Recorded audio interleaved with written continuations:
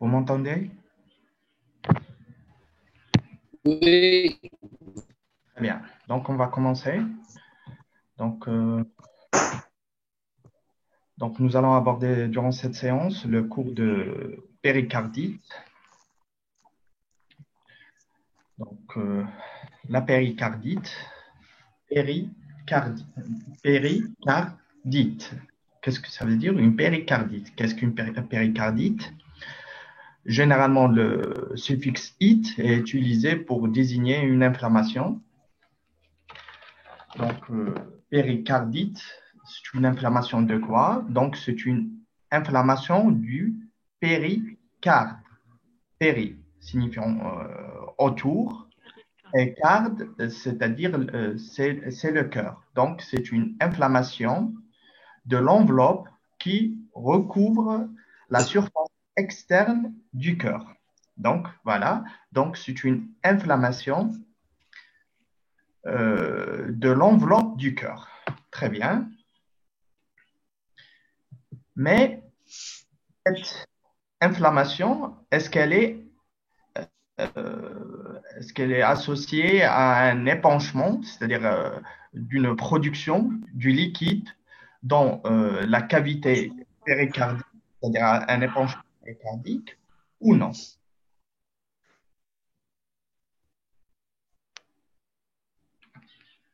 Donc, est-ce qu'elle est associée? Oui ou non?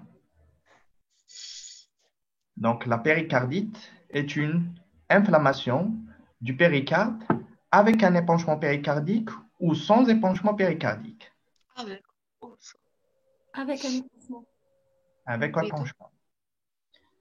Normalement, les deux. Très bien. Donc, la Sans péricardite, épanchement. oui, est une inflammation du péricarde avec ou sans épanchement péricardique. Donc, on a deux types de péricardite. Une péricardite dite sèche, sans épanchement péricardique, et une péricardite dite humide ou bien une péricardite avec épanchement. Donc, lorsqu'elle est associée à la production, à une production du liquide dans la cavité péricardique. Donc, il est préférable de faire. Non. Donc, on va faire un petit rappel anatomique. Pardon. Voilà. Très bien. Voilà. Le péricarde. Le péricarde, qu'est-ce que ça veut dire un péricarde? Le péricarde est une structure à double paroi composée d'une couche externe fibreuse et d'une couche interne séreuse. Donc, une couche fibreuse extérieure et une couche séreuse intérieure. Donc, la couche fibreuse, appelée également le péricarde fibreux, constitue l'enveloppe le plus externe. Elle est épaisse et formée par un tissu conjonctif de collagène, donc pour éviter l'adhérence du cœur. Très bien. La deuxième couche, c'est la couche séreuse, ou bien c'est le péricarde séreux, qui comporte deux feuillets. Donc, un feuillet, voilà, donc, un feuillet viscéral et un feuillet pariétal. Donc,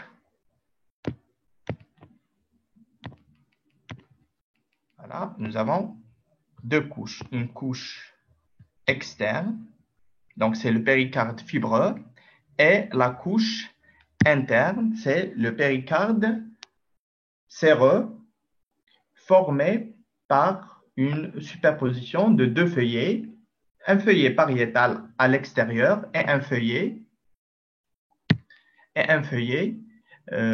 viscéral, un feuillet pariétal à l'extérieur et un feuillet viscéral à l'intérieur.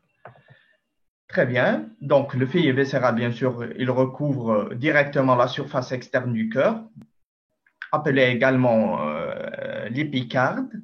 et le feuillet pariétal est étroitement lié au péricarde fibreux. Donc, entre ces deux feuillets,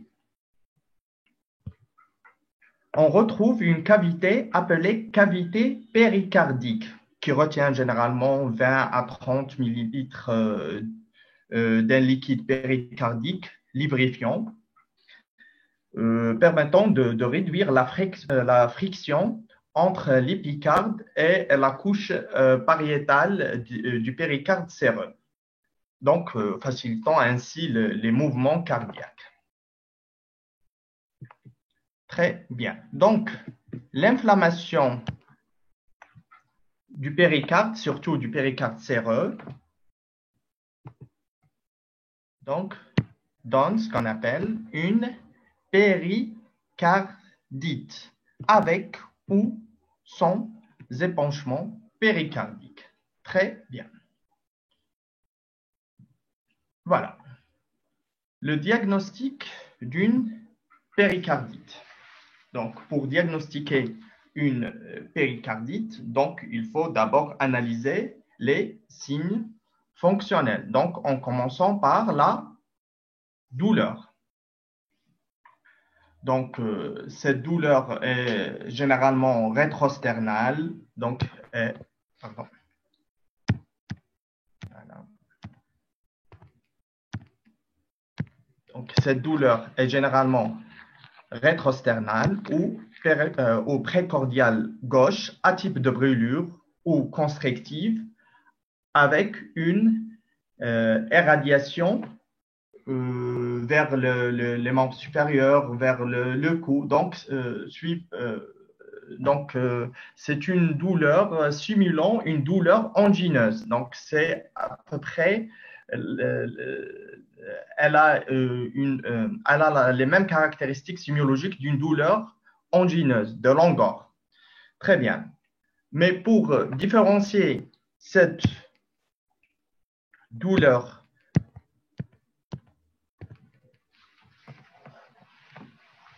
pseudo-angineuse de la vraie douleur angineuse, il faut rechercher ces 4 caractéristiques sémiologiques. Donc, il faut rechercher les caractéristiques sémiologiques suivantes. 1. Prolongé. Prolongé. Donc, cette douleur est prolongée. Par contre,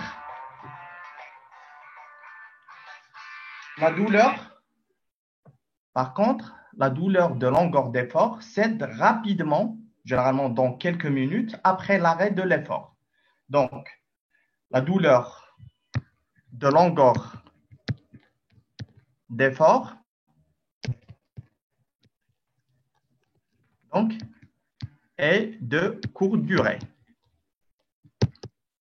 La douleur de l'EDM, de l'infarctus du myocarde, est prolongée, également prolongée.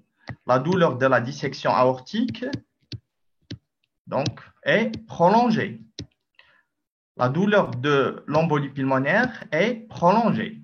Donc, cette caractéristique sémiologique permet surtout de différencier la douleur péricardétique d'une douleur de l'angine de poitrine, de longueur d'effort. C'est bon? De longueur d'effort. 2 et 3 et 4. Donc, il faut rechercher les facteurs de déclenchement et les facteurs de sédation. Normalement,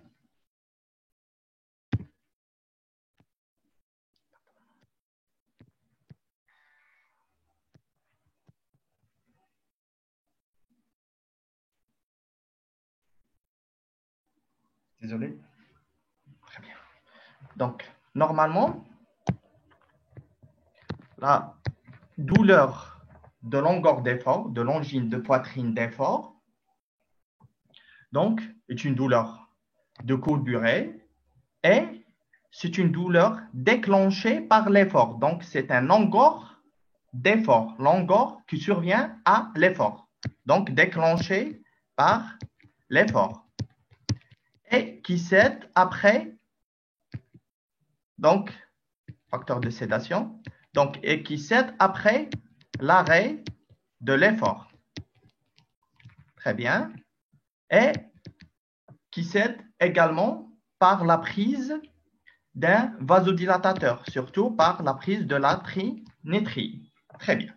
Donc, on va essayer de comparer cette douleur d'origine péricardique à la douleur liée à l'insuffisance coronaire chronique, c'est-à-dire l'angor des forts. Donc,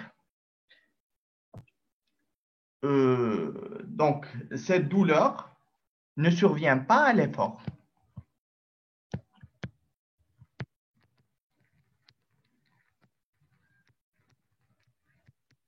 Donc, voilà, c'est une douleur non déclenchée par l'effort, alors que l'angor d'effort est déclenché par l'effort.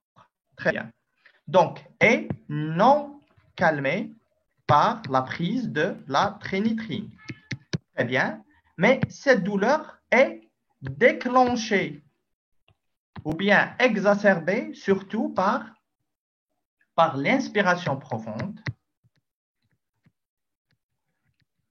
par le décubitus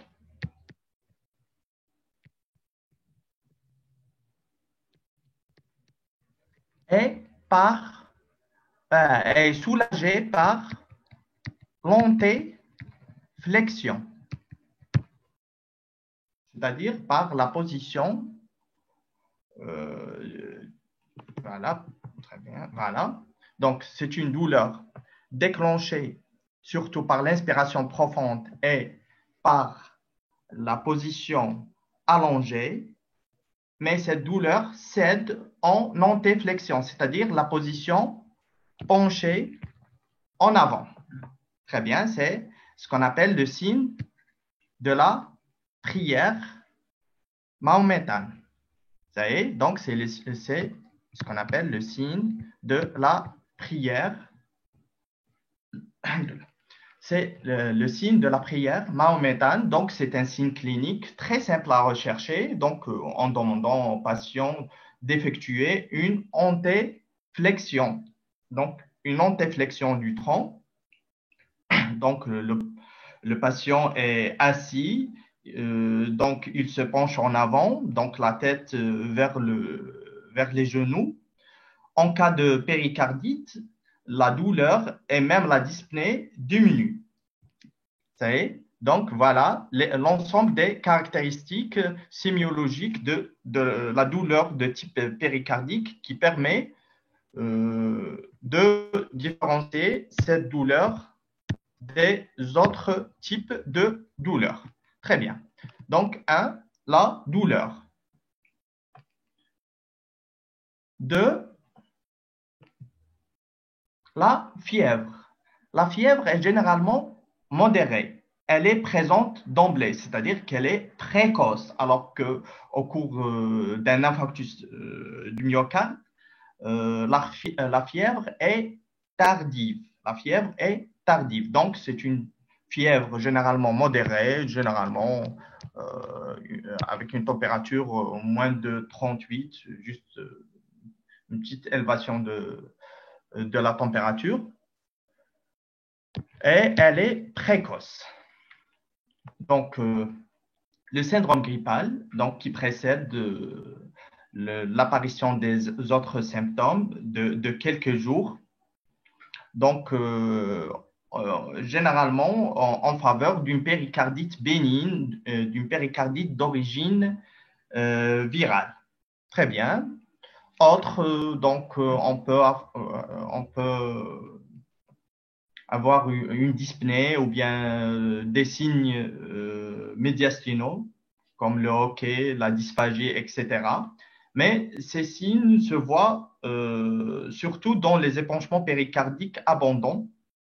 Donc, bien sûr, la dyspnée est généralement soulagée par la position assise penchée en avant.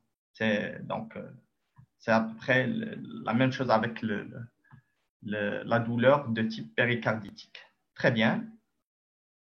Voilà, donc les caractéristiques de la douleur. C'est très bien. Donc, on a presque terminé avec les signes fonctionnels. Donc, voilà, douleur, fièvre et syndrome grippal. Donc, on peut avoir d'autres signes, par exemple, une anorexie, un amaigrissement, une asthénie, etc. En cas, par exemple, d'une péricardite d'origine néoplasique. Donc, on peut avoir d'autres signes, par exemple, une rhinorrhée, une pharyngite, une myalgie, donc en cas de virose, etc. Donc, voilà, il faut rechercher surtout ces trois signes, plus les signes qui nous orientent vers une étiologie spécifique. Très bien. Donc, bien sûr, il faut compléter notre examen par un examen physique. Donc, le principal signe à rechercher au cours de l'examen physique, c'est surtout ce qu'on appelle le frottement péricardique. Donc, il faut rechercher systématiquement un frottement péricardique.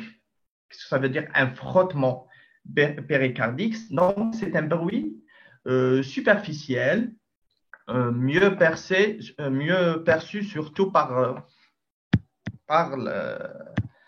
la cloche du stéthoscope, par le deuxième foyer du stéthoscope.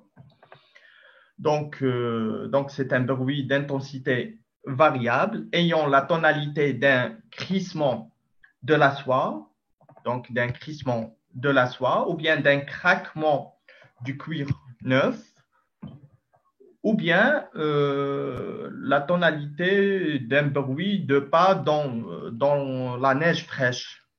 Donc, bon, c'est un frottement, c'est comme des crépitants, donc perçus à l'auscultation cardiaque. Donc, c'est un bruit systolo-diastolique. Donc, c'est un bruit typiquement, classiquement, systolo-diastolique, généralement formé par trois éléments. Un élément systolique et deux éléments diastoliques. Donc, le premier élément diastolique est protodiastolique et le deuxième élément diastolique est télédiastolique. Donc, voilà. Donc, c'est c'est une sonorité ou bien c'est un bruit qui persiste même en apnée, même en demandant le patient à arrêter la respiration. Très bien. Donc, voilà. Il faut rechercher surtout la douleur thoracique.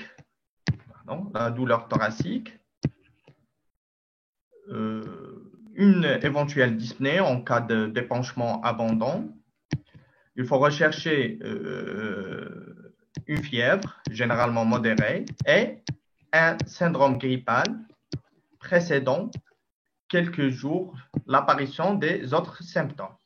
Donc, à l'examen physique, il faut rechercher surtout un frottement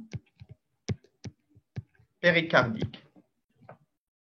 Donc, bien sûr, il faut compléter l'examen par la recherche surtout des signes droits faisant suspecter un tableau de compression cardiaque, c'est ce qu'on appelle la tamponade péricardique. Très bien. Donc, voilà les signes fonctionnels, fièvre, douleur, syndrome grippal. Et à l'examen physique, il faut bien sûr rechercher le frottement péricardique et les signes droits, la baisse de la pression artérielle également au cours d'un état de choc provoqué par la compression cardiaque au cours d'un épanchement abondant. Donc, et même l'assourdissement des bruits cardiaques en présence, bien sûr, d'un épanchement abondant. Très bien. Donc, devant cette présentation clinique, il faut demander donc, un électrocardiogramme. Il faut demander la réalisation d'un électrocardiogramme à la recherche d'un trouble de repolarisation. Très bien. Voilà. Donc, voilà. Donc, la péricardite, généralement, se manifeste par des troubles de repolarisation touchant surtout le segment ST et l'onde T et parfois même le segment PQ. Donc, les troubles de repolarisation ST et T. Très bien. Donc, l'ensemble des manifestations électriques survenant durant une inflammation péricardique donc, sont décrits par Holzmann donc, et sont classés en 4 stades. En 4 stades de Holzmann.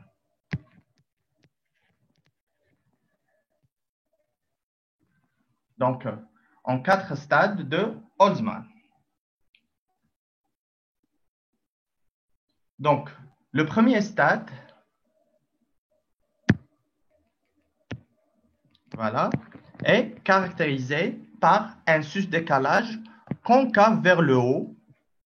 Ça est, un sus-décalage concave vers le haut. Donc, c'est un sus-décalage diffus qui touche la majorité des dérivations, donc V1, V2, V3, V4, V5, V6, D1, D2, D3, AVL et AVF, bon, à l'exception de V1 et AVR.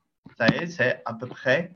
Donc, on peut voir ce décalage sur la majorité des dérivations périphériques et précordiales. Donc, c'est un sus-décalage concave vers le haut. Donc, ce sus-décalage est observé généralement durant le premier jour, c'est-à-dire durant les premières 24 heures. Donc, le deuxième stade observé généralement dans les 2 jours suivant l'inflammation du péricarde, donc c'est le retour du segment ST à la ligne isoélectrique avec un aplatissement de l'onde T. Le troisième stade, donc, observé généralement durant la première semaine, suivant l'inflammation, l'apparition de l'inflammation du péricarde, donc est caractérisé par l'inversion des ondes T, donc avec une onde T qui reste asymétrique. Donc, une onde T négative et asymétrique. Et le quatrième stade, observé généralement dans les 2 mois suivant l'apparition des symptômes ou bien suivant l'inflammation du péricarde, donc est caractérisé par le retour à la normale du tracé électrocardiographique. Voilà l'ensemble des signes observés, bon, l'ensemble des troubles de repolarisation touchant surtout le segment ST et T observés au cours d'une péricardique est classé par ordre chronologique en 4 stades de Holzmann. Très bien. Bon, il faut savoir que ces anomalies électrocardiographiques de repolarisation, voilà, on va voir quelques exemples. Ces anomalies électrocardiographiques sont diffuses. Donc voilà, un sus-décalage en V4, V5, V3, bon, légèrement en V2, en D1, en D2, légèrement en D3, en AVF et en AVL. Donc, c'est un sus-décalage diffus, touchant presque la totalité des dérivations, à l'exception de ces deux dérivations V1 et AVR. Donc, ce sont des troubles de repolarisation diffuse. 2. Donc, sans signe de miroir, ou bien sans image en miroir, c'est-à-dire pas de sous-décalage dans le territoire opposé. Par exemple, le sus-décalage, par exemple, en antérieur, donc, est généralement associé à un sous-décalage, soit en latéral, soit en inférieur. Donc, généralement, le sous-décalage est associé à un sous-décalage. Mais au cours d'une péricardite, donc les anomalies électrocardiographiques sont diffuses et sans image en miroir. 2, 3. Donc, l'évolution de ce sus-décalage n'est pas marquée par l'apparition d'une nécrose, c'est-à-dire d'une onde Q de nécrose. Donc, ce sont des anomalies diffuses, sans image en miroir, ni image d'onde Q de nécrose. Très bien. Et bien sûr, la modification, donc il faut vérifier la modification de ces signes électriques en fonction du temps, donc suivant les stades de Holzmann. Très bien.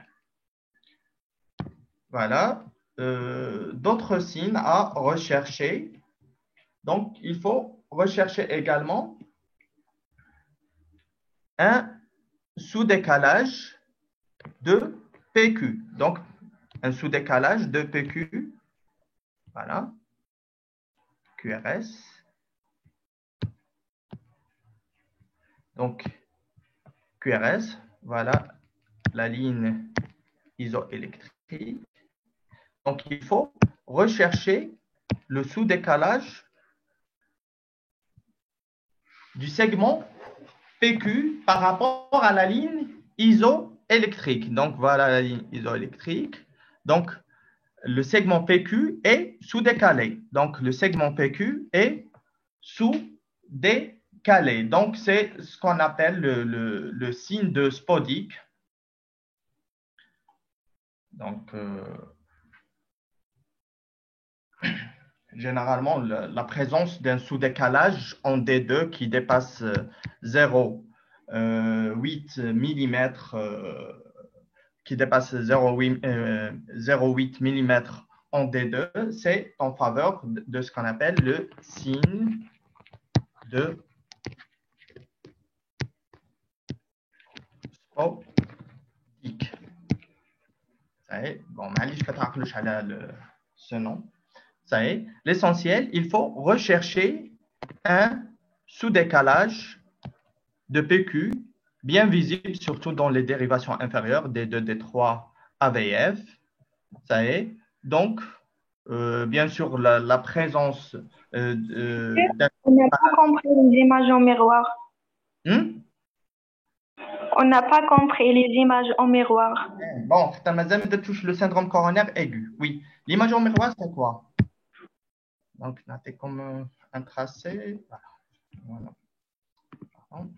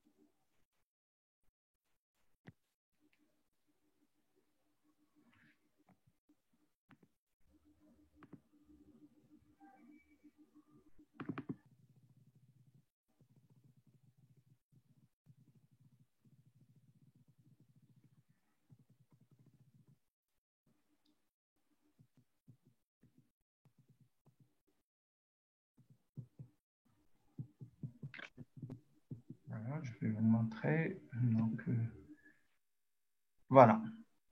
Généralement, le sus-décalage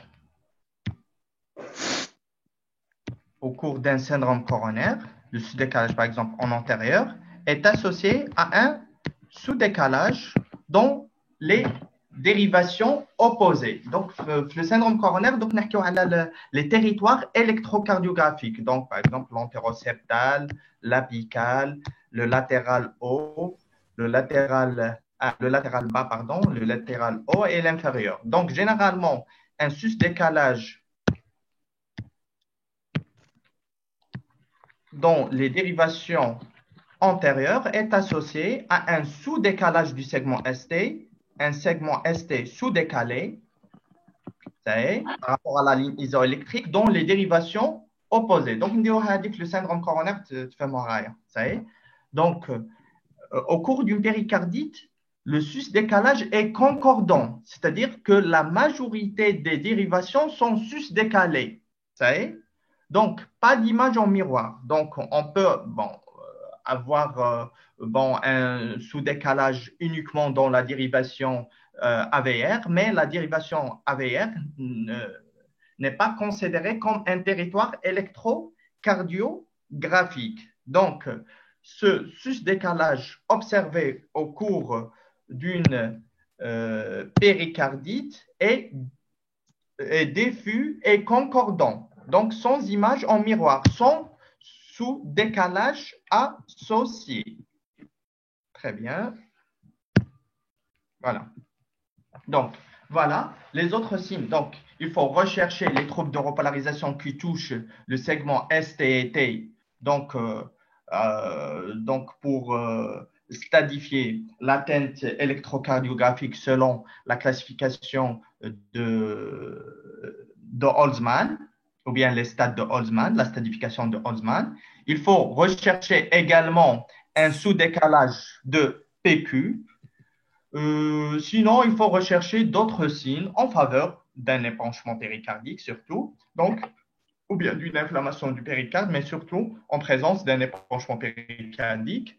Donc, il faut rechercher donc, le microvoltage, c'est-à-dire des QRS de faible amplitude. Donc, le microvoltage. Donc, généralement, le microvoltage est défini par une amplitude des complexes QRS inférieure à 5 mm dans les dérivations périphériques, c'est-à-dire D1, D2, D3, AVR, AVL et AVF, et inférieure à 10 mm dans les dérivations précordiales. Donc, mais surtout, il faut rechercher surtout ce signe, donc c'est-à-dire une amplitude inférieure à 5 mm dans les dérivations périphériques. Très bien. Donc, voilà l'ensemble des signes électrocardiographiques à rechercher devant la suspicion d'une péricardie. Donc, on peut rechercher d'autres signes, par exemple la survenue d'un trouble du rythme, surtout à l'étage atrial, l'alternance électrique dans les épanchements abondants. Donc, la tamponnade, qu'est-ce que ça veut dire? Une alternance électrique. Voilà, on va voir quelques tracés électrocardiographiques. Donc, voilà. C'est le stade 1 de Holzmann, caractérisé par un sus-décalage concave vers le haut en V2, V3, V4, V5, V6, D1, AVL, D2, D3 et AVF. Donc, un sus-décalage concave vers le haut, diffus et concordant sans image en miroir. Donc, c'est le stade 1 de Holzmann. Donc, ce sus-décalage est associé donc, avec un léger sous-décalage du segment PQ, bien visible, surtout en D2 et en AVF. Très bien. Docteur, s'il vous plaît, le sous-décalage du PQ, on le recherche dans quel stade? Non, donc il faut rechercher séparément. Donc, la stadification la stratification de Holzmann est une classification des troubles de repolarisation, c'est-à-dire les troubles touchant le segment ST et T. Ça y est? Donc, mais l'atteinte ou bien l'inflammation du péricarde entraîne des modifications du segment ST, de T et de PQ et même de l'amplitude du complexe QRS. Ça y est? Donc, il faut classer ces troubles de repolarisation, c'est-à-dire les troubles ou bien les anomalies observées touchant le segment ST ou bien l'onde T, donc en fonction de la classification de Holzmann. Donc, et il faut rechercher les autres anomalies associées, à savoir un sous-décalage du segment PQ, un microvoltage, une alternance électrique, etc. Donc, voilà, si on veut classer les troubles de repolarisation observés sur ce tracé, donc on a un sus-décalage concave vers le haut, concordant et diffus en faveur d'un stade 1 de Holzmann. Très bien. Deuxième tracé, toujours un sus-décalage concave vers le haut et concordant avec des extrasystoles, c'est-à-dire des complexes prématurés, des extrasystoles atriales, donc précédées d'une onde P. Donc, on a le stade 1 de Holzmann, caractérisé par un sus-décalage concordant et diffus, sus-décalage du ST concave vers le haut, concordant et diffus, associé à un trouble d'excitabilité type extrasystole atriale. Le stade 3, voilà, une inversion des ondes T, une inversion diffuse des ondes T, donc avec une onde T qui reste asymétrique, c'est-à-dire que la partie initiale est lente par rapport à la partie terminale, donc une onde T négative et asymétrique en faveur du stade 3 de Holzmann. Très bien. Donc, un troisième tracé. Voilà. Donc, le microvoltage dans les dérivations périphériques est très franc. Donc, 100 microvoltage dans les dérivations précordiales. Donc, voilà. Un microvoltage, pas de sus-décalage. Donc, les ondes T sont légèrement aplaties, donc surtout dans les dérivations très périphériques, légèrement aplaties en V5 et V6, V4 à peu près. Donc probablement en faveur du stade 2 de Holzmann. Donc l'aplatissement des ondes T avec le retour du segment ST à la ligne isoélectrique associée à un microvoltage. Très bien, ECG avec épanchement péricardique, toujours le microvoltage, voilà. Un segment ST isoélectrique. Très bien. Donc, finalement, pour poser le diagnostic d'une péricardite, il faut rechercher des éléments cliniques, fonctionnels ou physiques, c'est-à-dire les éléments cliniques. On a surtout la symptomatologie clinique est dominée par la douleur et la fièvre, des éléments électrocardiographiques et d'autres éléments. Donc, devant cette présentation clinique et électrocardiographique, il faut compléter l'exploration par un bilan biologique initial à minima. Donc, un petit bilan biologique, donc un bilan biologique initial à minima. Donc, le bilan biologique initial doit être limité en absence de facteurs de risque de gravité ou de facteurs de risque de récidive et en absence d'une orientation clinique vers une étiologie spécifique. Donc, ce bilan biologique doit être limité à un dosage des biomarqueurs d'inflammation, un dosage des biomarqueurs de la lésion myocardique et une fonction rénale hépatique et thyroïdienne. Donc, les biomarqueurs d'inflammation, donc il faut demander une formule, donc à la recherche surtout d'une hyperleucocytose. Il faut demander une vitesse de sédimentation et donc un bilan inflammatoire VS-CRP. Donc, voilà, pour détecter une éventuelle inflammation. 2, il faut compléter l'exploration par le dosage des marqueurs de la lésion myocardique, les marqueurs de la nécrose myocardique, les marqueurs ou bien les biomarqueurs de la lyse des cardiomyocytes. Donc, il faut demander un ou deux. Donc, généralement, on demande seulement un seul biomarqueur suffit. Donc, on peut demander le taux de la troponinémie. Donc, pour détecter une éventuelle lésion ou bien lyse myocardique associée à une péricardique. Donc,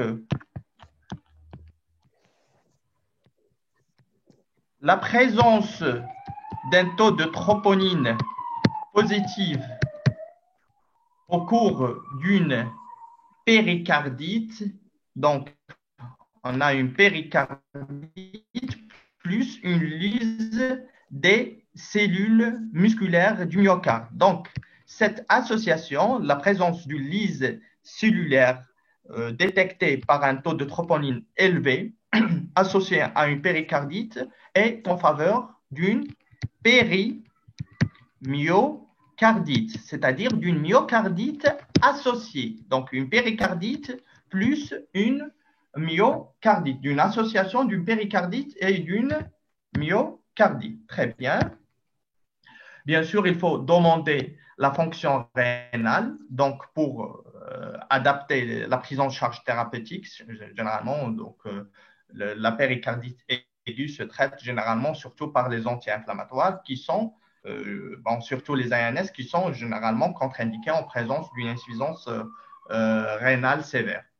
Donc, le bilan hépatique, le bilan rénal pour rechercher une contre-indication 1, 2 pour rechercher une étiologie. Donc, l'insuffisance rénale est considérée comme une étiologie probable d'une péricardite. On a ce qu'on appelle la péricardite urémique.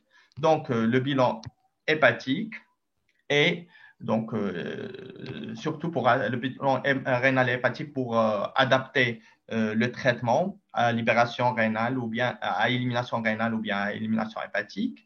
Et la fonction thyroïdienne, donc, pour diagnostiquer surtout une éventuelle hypothyroïdie qui peut être responsable surtout d'un épanchement péricardique. Donc, il faut demander systématiquement un électrocardiogramme, 2, un bilan biologique à minima, comportant un bilan inflammatoire et des biomarqueurs de la lésion myocardique et une fonction rénale, hépatique et thyroïdienne. 3, bien sûr, il faut compléter notre exploration par la demande d'une radiographie thoracique. Donc, cette radiographie thoracique est le plus souvent normale. Elle est normale le plus souvent dans la majorité des situations. Donc, en présence d'une péricardique, lorsqu'elle est normale, elle est en faveur soit d'un épanchement de petite abondance, soit d'une péricardite sèche, c'est-à-dire une péricardite sans épanchement. Donc, généralement, les modifications du volume de la silhouette cardiaque s'observent lors de la présence d'un épanchement avec un volume qui dépasse les 300-400 millilitres. Donc, bien sûr, cette augmentation du volume péricardique se manifeste sur le plan radiologique par une augmentation globale du volume de la silhouette cardiaque. Donc, une augmentation globale du volume de la silhouette cardiaque avec un aspect globuleux et avec un pédicule mince et court, donnant ce qu'on appelle l'aspect caractéristique en carafe ou bien un aspect caractéristique en théière. Donc, voilà les deux images caractéristiques d'un épanchement péricardique de grande abondance, soit l'aspect en théière, soit l'aspect en carafe. Très bien. Voilà, il faut rechercher. La radiographie thoracique normale n'élimine pas le diagnostic. Hein. Même un électrocardiogramme normal n'élimine jamais le diagnostic d'une péricardite. Très bien. Donc, cette radiographie thoracique représente également une aide au diagnostic étiologique, notamment en présence d'une pathologie pulmonaire associée ou bien d'un épanchement pleural associé. Donc, il faut analyser le parenchyme pulmonaire à la recherche d'une pathologie pulmonaire associée pour orienter le diagnostic étiologique. Très bien. L'échocardiographie est un examen très important qu'il faut réaliser obligatoirement devant la suspicion d'un épanchement péricardique, ou bien d'une péricardite. Donc, il permet de diagnostiquer d'abord un épanchement péricardique, par la visualisation d'un espace vide, d'un espace clair, d'un espace noir. Donc, entre les deux feuillets, entre le feuillet viscéral et le feuillet pariétal du péricarde qui permet de confirmer le diagnostic. Bien sûr, l'absence d'un épanchement péricardique n'élimine pas, n'exclut pas le diagnostic d'une inflammation du péricarde, d'une péricardite sans épanchement, c'est-à-dire d'une péricardite sèche. Donc, l'échocardiographie permet de diagnostiquer un épanchement péricardique, de évaluer l'importance de l'épanchement péricardique, donc en mesurant le diamètre le plus important de l'épanchement. Donc, si ce diamètre est moins de 1 cm, c'est-à-dire 10 mm, donc cette péricardite est classée, ou bien l'épanchement péricardique est classé de faible abondance, de petite abondance. Donc, lorsque ce diamètre est situé entre 10 et 20 mm, donc cette péricardite est classée comme un épanchement de moyenne abondance. Et lorsqu'il dépasse les 20 mm, les 2 cm, donc l'épanchement devient de grande abondance. Donc, on peut évaluer facilement l'importance ou bien l'abondance de l'épanchement en mesurant le diamètre le plus grand diamètre de l'épanchement. S'il est plus de 20, donc c'est un épanchement de grande abondance, entre 10 et 20. Moyenne abondance, moins de 10, de faible abondance ou bien de petite abondance. 3. L'échocardiographie permet de surveiller l'évolution, surtout l'évolution de l'importance de l'épanchement.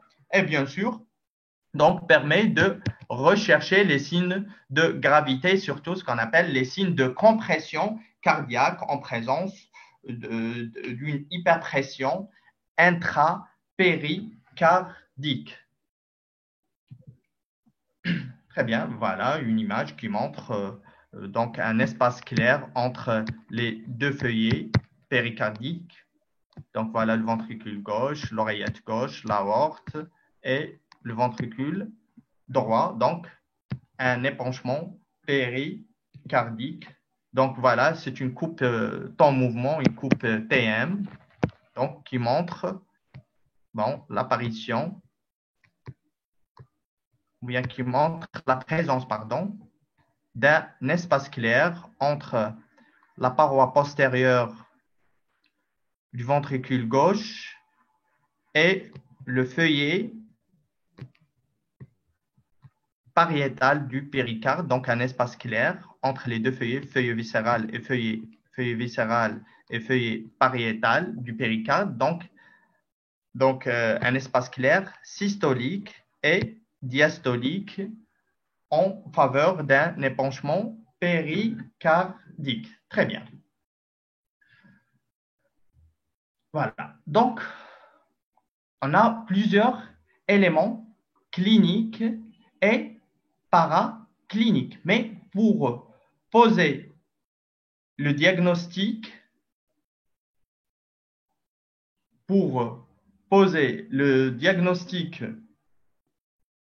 d'une péricardite, il faut analyser quoi? Ça y est, il faut analyser quoi comme signe? Est-ce qu'il faut rechercher tous ces signes électrocardiographiques, cliniques, radiologiques et biologiques pour diagnostiquer une péricardite? Ou bien est-ce qu'il faut analyser surtout les signes fonctionnels pour poser le diagnostic d'une péricardite? Voilà, donc la démarche diagnostique pour diagnostiquer et pour prendre en charge une péricardite. Donc voilà un organigramme publié dans les recommandations 2015 de la Société européenne de cardiologie qui permet le triage lors de la prise en charge initiale de la péricardite. Donc, c'est un algorithme très facile et qui permet de guider le triage de la prise en charge initiale des péricardites pour répondre à 3 principales questions. Donc, la première question, c'est est-ce que c'est vrai une péricardite? La deuxième question, est-ce qu'il faut hospitaliser le patient ou pas? La troisième question, est-ce qu'il faut pousser plus ou bien est-ce qu'il faut pousser les investigations pour détecter une étiologie? Est-ce qu'il faut pousser plus loin le bilan étiologique ou pas? Donc, on a 3 questions. Est-ce que c'est bien une péricardite? Est-ce qu'il faut hospitaliser le patient ou pas? Est-ce qu'il faut pousser plus loin le bilan étiologique ou pas? Donc, bon, pour la première question, donc pour diagnostiquer une péricardite, donc le diagnostic d'une péricardite repose sur la positivité de 4 critères la positivité de 2 critères parmi ces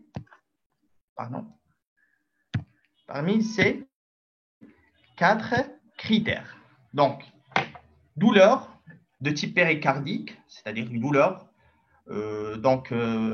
médiothoracique ou bien précordiale gauche, constrictive ou à type de brûlure, mais c'est une douleur donc, qui augmente donc, à l'inspiration, donc c'est une douleur qui exacerbe à l'inspiration et au changement du mouvement et en position allongée à l'inspiration et au changement de mouvement. de la position, pardon, et qui cède en position penchée en avant, qui cède par la position penchée en avant. Donc c'est une douleur non déclenchée par l'effort, bien sûr, c'est une douleur déclenchée surtout par la position allongée, par le décubitus, ou bien par le changement de la position, surtout le changement de la position du thorax. Déclenché également par l'inspiration profonde, et c'est une douleur qui cède par le signe de la prière mahométane, c'est-à-dire par l'antéflexion, par la position penchée en avant. 2. Le frottement péricardique. 3. Les signes électriques, soit un sus-décalage du segment ST, soit un sous-décalage de PQ. Donc, il faut ignorer les autres signes électrocardiographiques dans l'évaluation de ce score. Ça est? Donc, il faut rechercher soit un sus-décalage du segment ST diffus, soit un sous-décalage de PQ.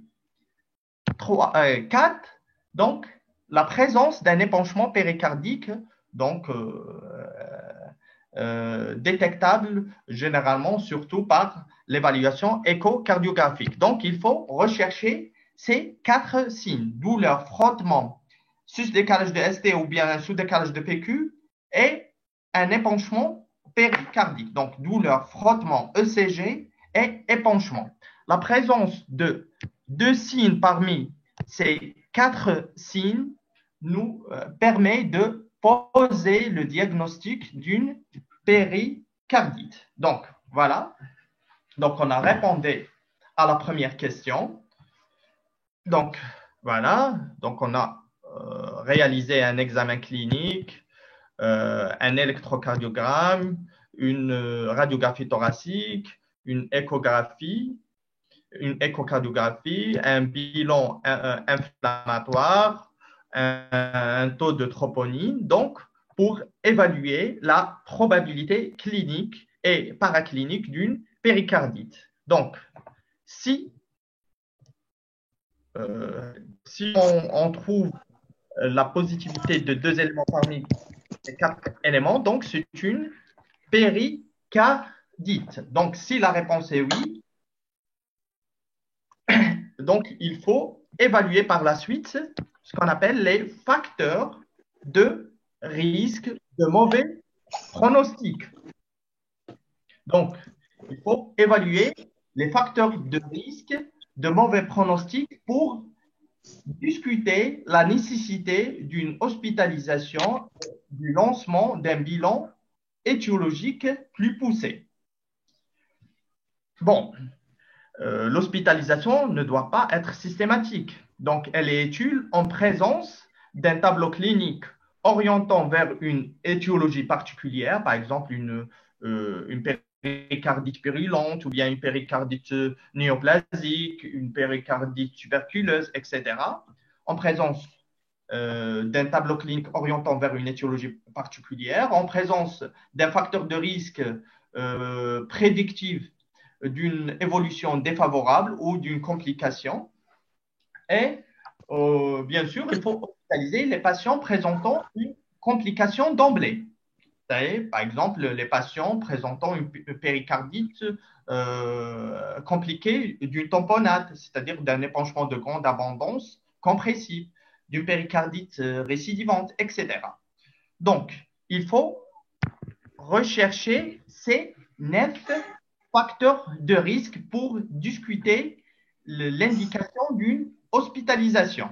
Donc, c'est 9 facteurs de risque de complication. Donc, on a 5 facteurs de risque dits majeurs parce qu'ils ont été montrés par des études multivariées, et 4 facteurs de risque dits mineurs parce qu'ils ont été montrés uniquement par des études univariées. Donc,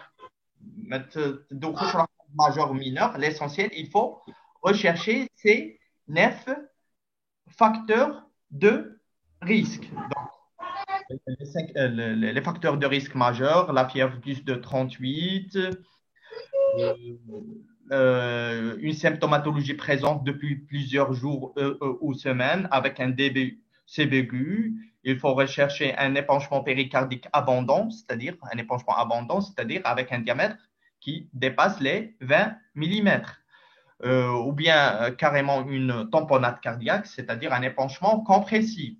Il faut rechercher également une résistance au traitement anti-inflammatoire à base d'aspirine ou anti-inflammatoire non stéroïdien, donc prescrit depuis plus de 7 jours, depuis plus d'une semaine. Voilà l'ensemble des facteurs de risque majeurs à rechercher systématiquement. Bien sûr, la présence d'un facteur prédictif mineur peuvent également conduire à discuter une hospitalisation. Par exemple, la myopéricardite, c'est-à-dire l'association de cette péricardite à une myocardite. Un terrain fragile, une immunodépression ou bien un traitement anticoagulant associé.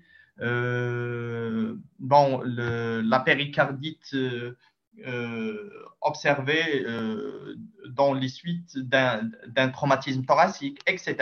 Donc, la présence d'un seul facteur de risque majeur ou mineur permet de classer le patient dans la case du haut risque, donc qui nécessite bien sûr une hospitalisation pour la surveillance, pour la prise en charge thérapeutique en intra-hospitalier et bien sûr pour lancer un bilan étiologique spécifique, bien poussé. Donc, si le patient est sans facteur de risque prédicteur d'un mauvais pronostic, on le traite en ambulatoire, à domicile, c'est-à-dire pas d'hospitalisation ni recherche d'étiologie. Mais il faut le réévaluer donc à une semaine. Donc, on va le traiter généralement par des anti-inflammatoires. Donc, il faut évaluer la réponse au traitement ANS après une semaine. Donc, si le patient a bien répondu à un traitement anti-inflammatoire, donc c'est un patient à faible risque, donc qui nécessite bien sûr un suivi en ambulatoire. Mais bien sûr, s'il y a une résistance au traitement anti-inflammatoire prescrit depuis plus de 7 jours, donc le patient sera reclassé dans la case du risque intermédiaire ou modéré. Et donc, l'hospitalisation s'impose et la recherche d'une étiologie dans cette situation est justifiée. Très bien. Donc, la classification des péricardites. Donc, on peut classer les péricardites en deux types de péricardites selon l'étiologie. Donc, les péricardites infectieuses et les péricardites non infectieuses. Les péricardites infectieuses d'origine virale, bactérienne, parasitaire et fongique. Les péricardites non infectieuses d'origine auto-immune, néoplasique, donc associées à un cancer. Et post-chirurgie, post-infarctus, post-traumatique, au cours des maladies de système, etc. Selon la durée, donc on peut classer la péricardite en péricardite aiguë. Donc, le diagnostic d'une péricardite aiguë est basé sur la présence de 2 critères parmi les 4 critères cités précédemment. Une péricardite incessante, donc voilà, péricardite, voilà, le premier jour, donc bien le jour G0, donc le début de la symptomatologie. Donc, la péricardite incessante, donc c'est une péricardite persistante, c'est-à-dire que la symptomatologie persiste au-delà de 4 à 6 semaines. Donc, c'est une péricardite incessante.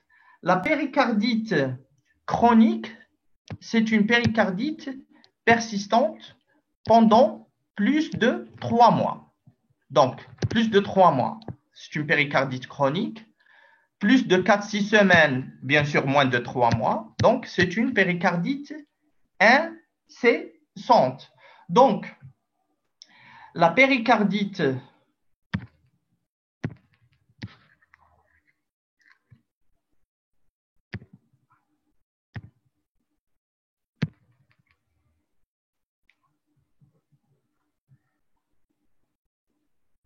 donc,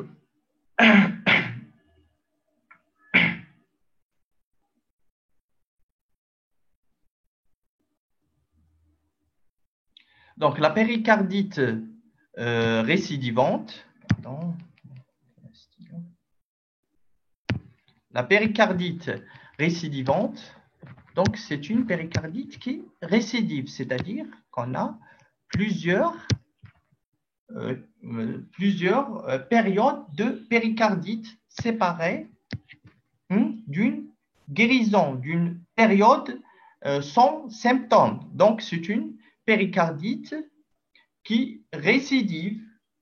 Donc, et bien sûr, entre deux épisodes de péricardite, on a l'absence, on a une période sans symptômes d'au moins 4 à 6 semaines. Voilà la classification selon la durée. Donc, on peut classer une péricardite en péricardite aiguë, en péricardite incessante, péricardite récidivante et chronique. Très bien. Les étiologies, donc la péricardite, donc l'étiologie, la principale étiologie d'une péricardite est dominée par l'atteinte virale. Donc, la majorité des péricardites sont d'origine virale ou idiopathique. Idiopathique est généralement virale, mais l'atteinte virale n'est pas confirmée par un diagnostic de l'identification du virus responsable de cette péricardite. Donc, la majorité des péricardites sont d'origine virale ou idiopathique. Les autres étiologies donc, sont représentées par les péricardites tuberculeuses, donc les péricardites tuberculeuses, donc survenant généralement dans les pays endémiques, sur un terrain immunodéprimé. Les péricardites purulentes survenant également chez les terrains immunodéprimés ou bien en post-chirurgie cardiaque ou bien thoracique, etc. Les péricardites post-infarctus, Dr. Ahom. Donc, on a deux types de péricardite post-infarctus. La péricardite précoce, généralement survenant précocement,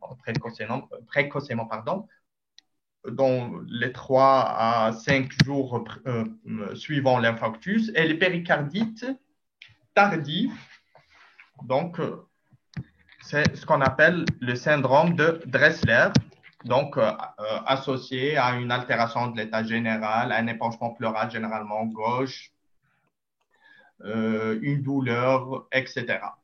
Très bien. Un syndrome inflammatoire, etc. La péricardite néoplasique, la péricardite au cours d'une maladie auto-immune, etc. Voilà, autre cause. Donc,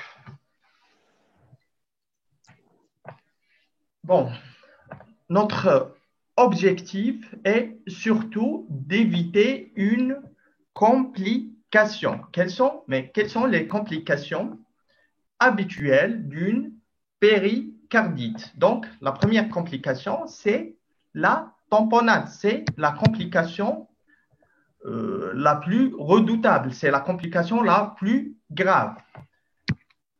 La deuxième complication, c'est les rechutes ou bien les récidives. Donc, les rechutes et les récidives. La troisième complication, c'est la constriction péricardique. Donc, on va étudier par la suite qu'est-ce que ça veut dire une constriction, qu'est-ce que ça veut dire une tamponnade, etc.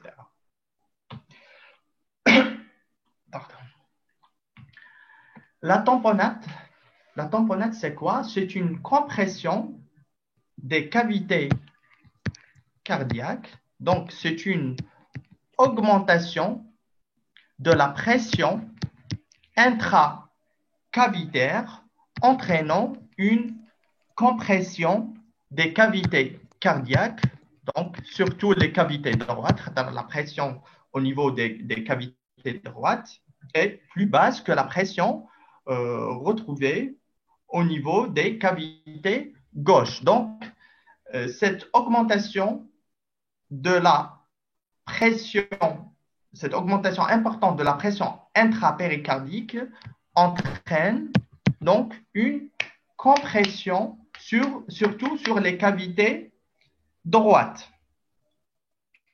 Donc, généralement, cette compression ou bien cette augmentation rapide de la pression intracavitaire est liée soit à l'abondance de l'épanchement, c'est-à-dire un épanchement de très grande abondance, soit à l'installation rapide de l'épanchement, donc avec une durée ou bien une durée insuffisante pour laisser le péricarde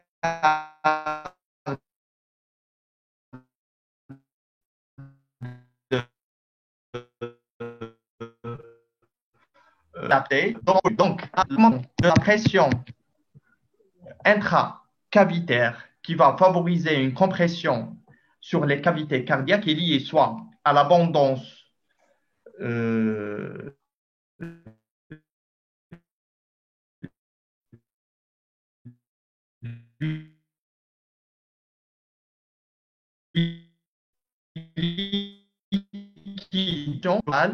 donc une prise en urgence.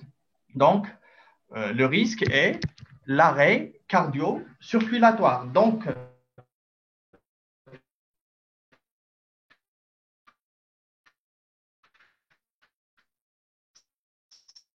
cette compression de la diastolation, de l'expansion des cavités cardiaques lors de la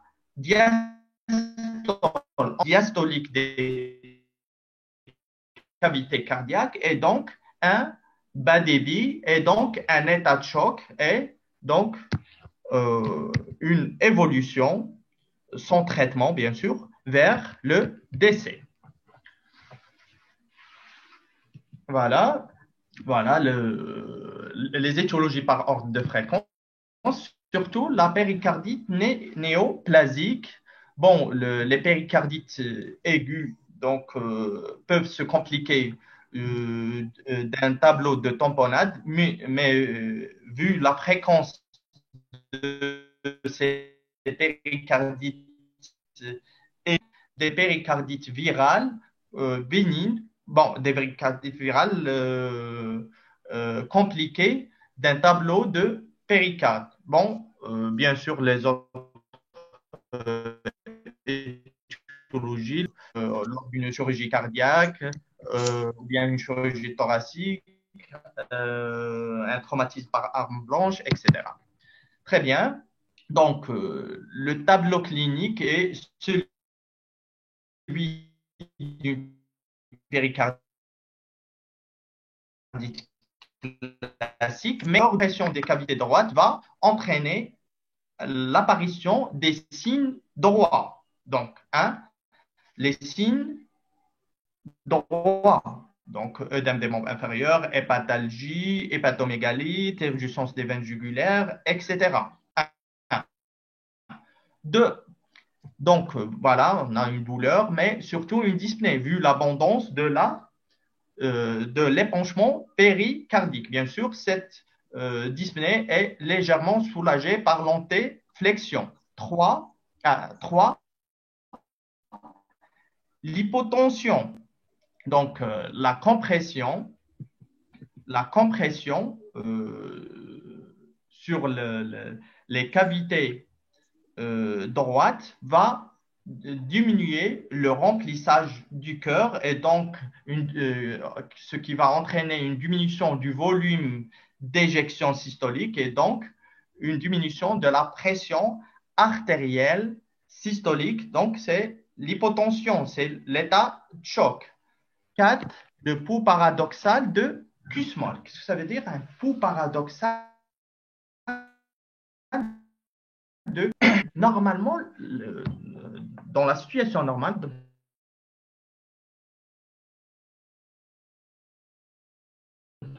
chez les patients normaux, l'inspiration, une veineuse provenant de la circulation veineuse, surtout systémique. Donc, une augmentation droit. Donc, à l'inspiration, on a une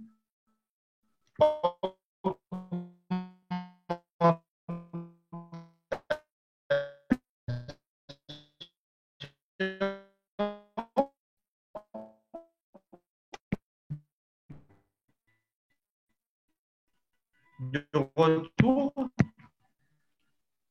veineux, le ventre, ça. Donc, l'analyse hémodynamique, bon, voilà, pression max, pression min, au cours d'un cycle respiratoire permet de détecter une petite diminution de la pression artérielle systolique au moment de l'inspiration. Donc, la compression provoquée par le ventricule droit sur le ventricule gauche va aboutir à une baisse légère ou une baisse modérée de la pression artérielle à l'inspiration, qui est généralement inférieure à 10 mm de mercure. Donc, la présence d'une pression intra-péricardique importante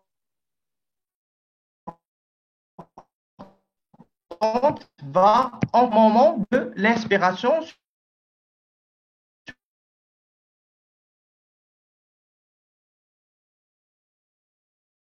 sur le ventricle en inspiration par rapport à la pression artérielle systolique en expiration.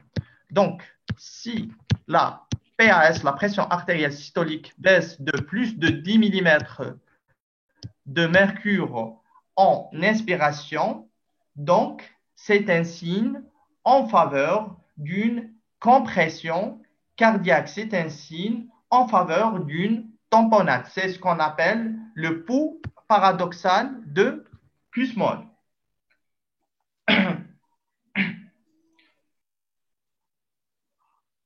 Voilà, c'est le pouls paradoxal de Kussmaul.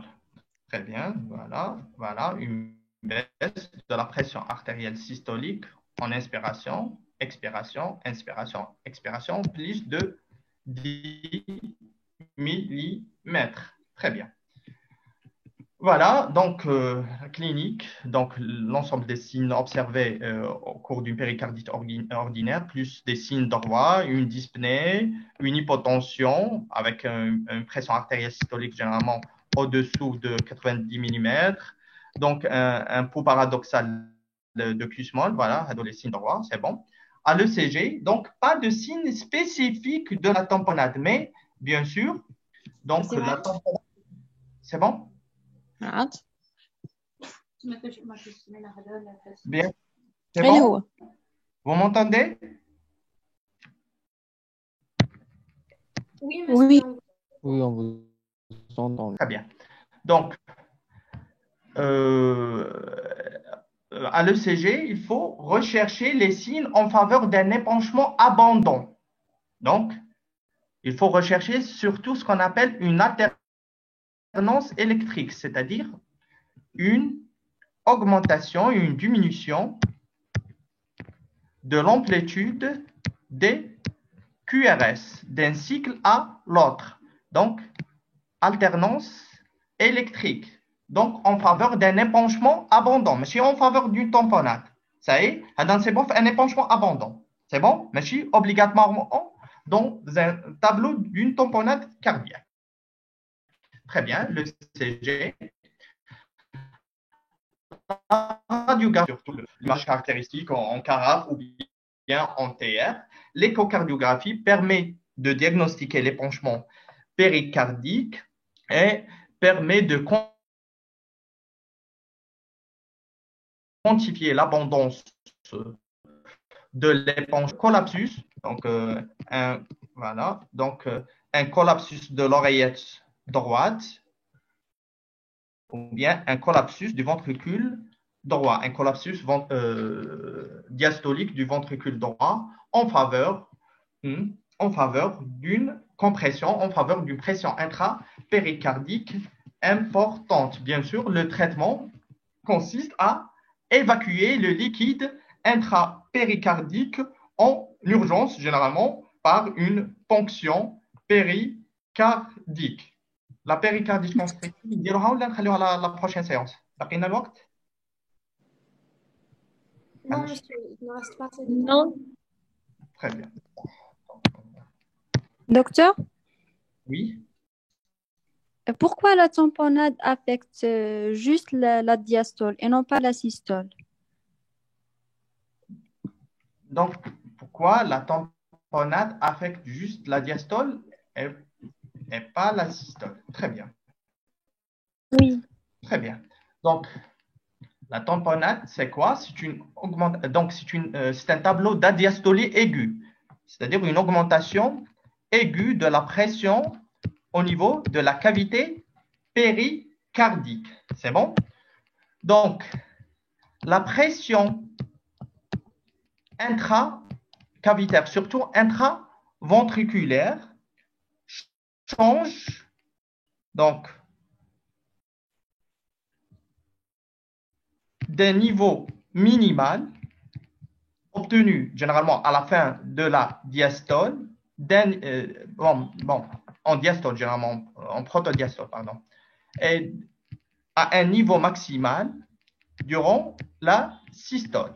Ça est. Donc, la pression systolique du ventricule gauche ou bien du ventricule droit est plus importante que la pression diastolique. Donc, l'augmentation de la pression du péricarde. Voilà par exemple la pression du péricarde normale, pression normale.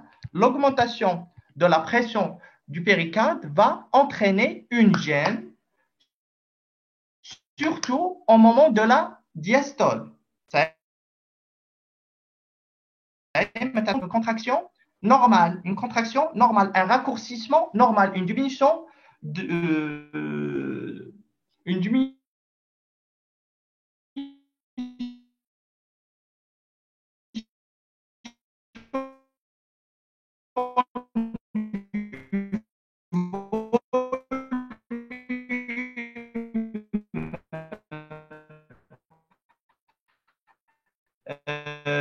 intracavitaire, c'est l'augmentation de la diastolique est gênée par cette pression extracardiaque. C'est bon? Donc, voilà, la tamponnade va entraîner surtout une gêne ventriculaire survenant essentiellement durant la diastole. Une gêne au remplissage ventriculaire durant la diastole. C'est bon? Entraînant ce qu'on appelle une adiastolie aiguë. Merci, docteur. Est-ce qu'il y a d'autres questions? Le retour de l'ECG à l'état normal dans le stade 4, sous traitement ou bien normal. Bon, l'évolution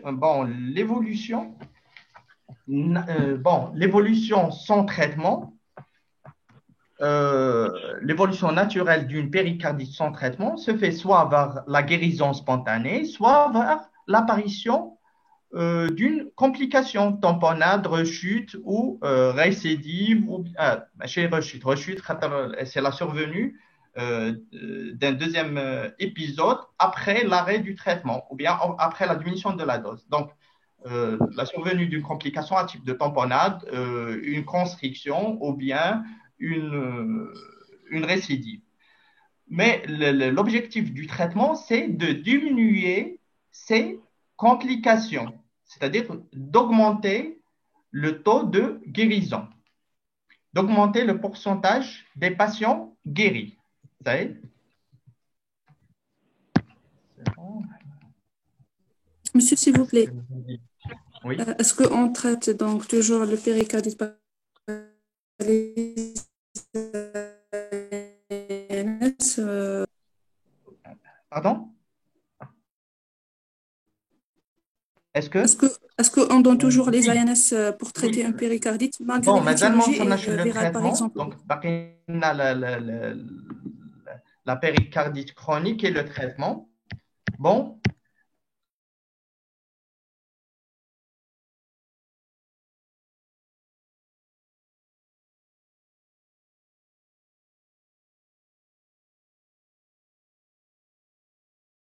Beaucoup plus sur le cœur droit, plus que le cœur gauche au cours des diastoles. très bien, parce que la pression au niveau du cœur droit est plus basse que la pression au niveau du cœur gauche. C'est pour ça l'augmentation. Voilà, l'augmentation. Voilà, le schéma. Voilà. Voilà. L'augmentation de la pression au niveau de la cavité cardiaque va entraîner un retentissement sur les cavités ayant la pression la plus basse. Donc, on sait bien que la pression du ventricule droit est plus basse que la pression au niveau du ventricule gauche. Et la pression de l'oreillette droite est plus basse que la pression au niveau de l'oreillette gauche. C'est bon? D'accord, merci beaucoup. De rien. Donc, voilà. C'est bon, normalement, on doit arrêter. Oui, docteur.